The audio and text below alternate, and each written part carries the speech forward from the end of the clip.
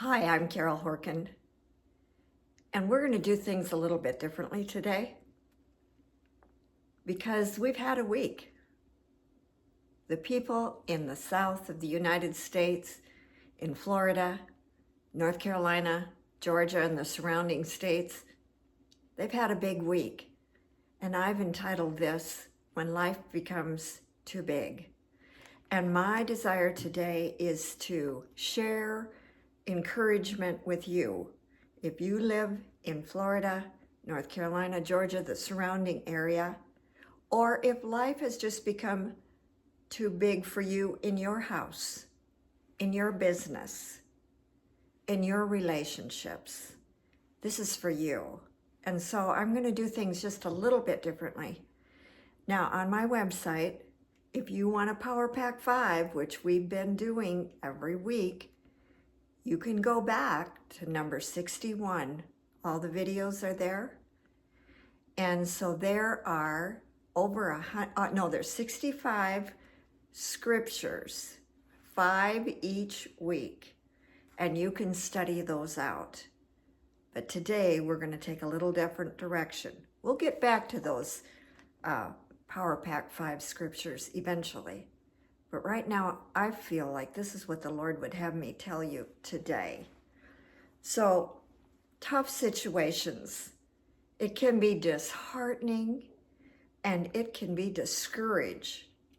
Most recently, of course, Florida. And I have some skin in the game because my only 2 siblings and their families live in Florida. So I spent last week tracking them, encouraging them, doing what I could do for them, but also praying for them, because I could do that from my home in Nebraska. Maybe you haven't been through hurricanes and tornadoes, but you've experienced a marriage that's falling apart, a loss of a job, or a diagnosis that's just overwhelming and too big for you. My advice to you, and believe me, I know what I'm talking about. I know what I'm talking about. My advice to you is don't spend 1 minute grieving over your situation. We have the 30-second prayer. And yes, it works in the grocery store if you can't remember an ingredient that you need for dinner that evening. You forgot your list at home. Yes, you can pray the 30-second prayer and God will give you a thought you did not think. He will remind you. But also when you're in the middle of a tornado, a hurricane, and you're not sure if your house is still standing, you've evacuated and you're not sure if your house is still standing, you can pray the 30-second prayer. Father, I commit all my emotions to you. I commit my thoughts to you. I commit, of course, this situation to you and all the decisions I'm going to have to make when I see what's going on. I commit that all to you. Father, cause my thoughts to agree with your will so I know what to do and what not to do. And the minute you pray that powerful 30-second prayer, and I wrote a whole book on that powerful 30-second prayer will bring all your thoughts. Maybe there's a tornado going on in your head. It'll bring all those thoughts down into a place of peaceful order, and then you can make a wise decision. And guess what? God will help you do it. So here's the good news, that is good news. No matter what you're experiencing, remember this, God still has a good plan for you. It's a redemptive plan, a plan to prosper you and bring you through. God has a good plan, even after a disaster. And He wants you to know what it is. He wants you to know what it is. And He'll help you to know what it is. This is not the time in the middle of a disaster, and I'm talking to my family in Florida or wherever you are. This is not the time to say, God, why? There's plenty of time for that. And in my situation 6 years ago, I didn't spend 1 second asking why. I just prayed the 30-second prayer and say, Father, I need your help. Help me to make this decision. I was standing in ICU, and I said, Father, I need your help. I didn't question God. I knew. After 14 years of having a meeting with God every day, I knew he would answer me quickly. And he did. And I have no regrets. And joy has returned to my life.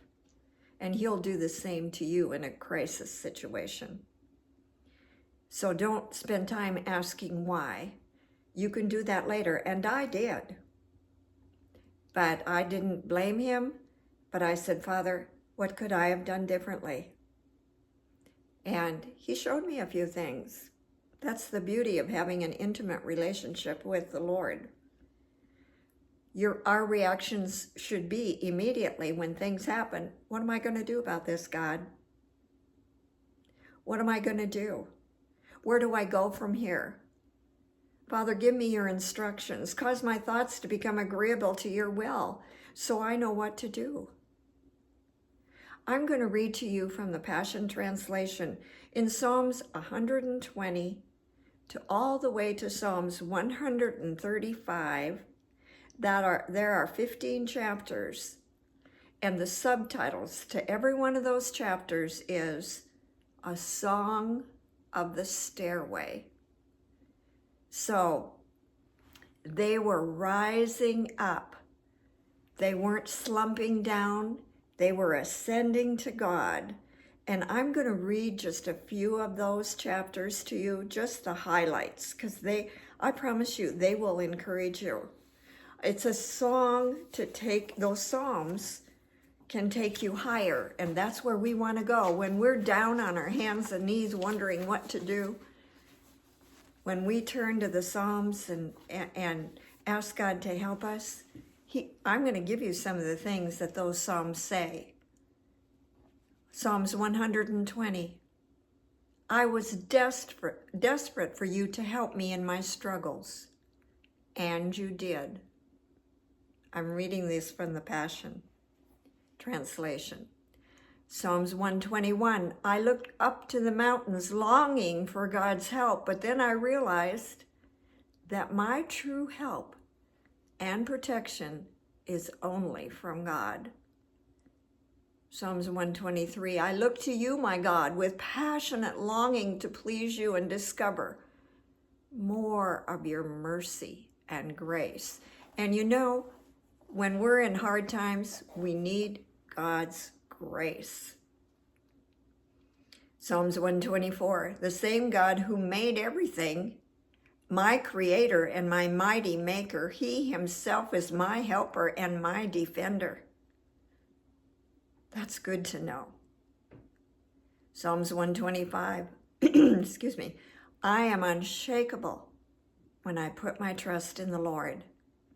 Your wraparound presence surrounds me, protecting me now and forever. Maybe you're curled up in your bed today. Maybe your heart is broken today.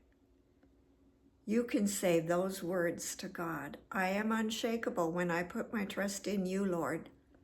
Your wraparound presence surrounds me, protecting me now and forever. Psalms 126. I've seen you work and I've seen you bring me out of a hard place before. Now, Lord, do it again. Restore me to my former glory. Maybe you're saying, restore my property to its former glory. Restore my marriage to our wedding day. Now, Lord, do it again. Restore me to my former glory. Cause your streams of refreshing to flow over me. And here's one more, and you can read all of those 15 chapters and just pick out those things. Take your highlighter and highlight the things, because when times get tough, you can grab your Bible and there all the highlighters. All the highlighting is ready for you. Here's the last one I'm going to share with you for the sake of time. Psalms 127. If God's grace isn't upon me, I will just be wearing myself out. God, we need your grace. Praying the 30-second prayer invites God into the middle of your circumstance. And as you commit the situation to him, the problem to him, the overwhelming circumstance to him, he promises to, number one, give you thoughts so you know how to proceed. Maybe you can't even think straight. He promises to establish you so you're not slipping and sliding all over the place. He promises to lead you to a place where you will smile again, where you will experience joy again. Ask me. Ask me. He's done that for me. And he will cause you to be strong again. Yes, you are on your way somewhere. It doesn't matter what you're facing this minute. You are on your way somewhere. You are ascending above the circumstances so you can be calm before God. If you've gotten to the point in your spiritual walk where you've had a meeting with God, I've been telling you about it. There's I think there's close to 190 videos on my website. You can see the description below. And I always talk about having that intimate meeting with God. In a business, you probably go into a company and maybe you start every day in a short business meeting. What's the game plan? You can do that for your own personal life, and you can meet with God. Take your Bible, take your journal. So you know that when you meet with him consistently, he'll be waiting there for you. And then practice dialoguing with him all day. Tell him, I don't know what to do. Can you help me here? I'm falling apart, God. Can you put me back together? Submit to him. Let him do all of that for you. And if God has never given you a thought you have not thought, it has ever given you a thought you did not think, you will recognize God entering your situation. It will dawn on you what to do. It will dawn on you, don't do that. It's going to cause you trouble. So the 30-second prayer goes like this. Father, I commit my situation to you. Please cause my thoughts to agree with your will. Because remember, God always has a good plan. He's a good God, and good is what he does. What happened in Florida, he didn't have any part in that. That was evil, and it was destructive, and it's discouraging, and that's exactly what it was meant to do. But we know we have an enemy in this earth life. That's why we have to wrap ourselves up in God and be strong and live out this life. Cause my thoughts to agree with your will so I know what to do.